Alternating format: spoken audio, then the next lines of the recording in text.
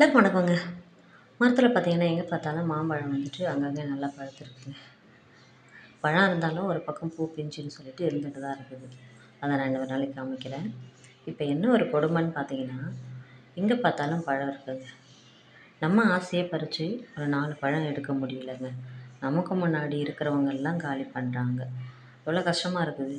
முழுசாக அவங்க சாப்பிட்டாலும் பரவாயில்லைங்களே. இதை பாருங்கள், நான் ஒரு 2, 3 பழம் தான் பறிச்சிருக்கேன். ஆனால் எவ்வளோ பழத்தை அவங்க வந்துட்டு கீழே போட்டு வச்சுருக்காங்கன்றத நீங்களே பாருங்களேங்க. உண்மையாலுமே கஷ்டமாக இருக்குது. இது நல்லா மரத்துலேயே பழுத்திருக்க பழம் செம்ம டேஸ்ட்டாக இருக்குங்க. நீளமழை தான், ஆனாலும் செம்ம டேஸ்ட் நல்லா இருக்கும். இப்போ பாருங்கள், இவங்க மரத்தில் இருக்கிறவங்களாம் அங்கே பாருங்கள், எத்தனை பழத்தை அவங்க கடித்து போட்டு அப்படியே கும்பலாக கிடக்குங்க. பாருங்கள், லைட்டாக கடித்தாலும் நம்ம அதை சாப்பிடக்கூடாது இல்லைங்களா. அதில் வந்து இன்ஃபெக்ஷன் ஆகிட்டுருக்கும். அதில் வந்து இதை பாருங்கள், ராபிஸ் இருக்கும் கண்டிப்பாக. எந்த உயிரினம் சாப்பிட்டாலும் அதில் ராபிஸ் வந்துடும்.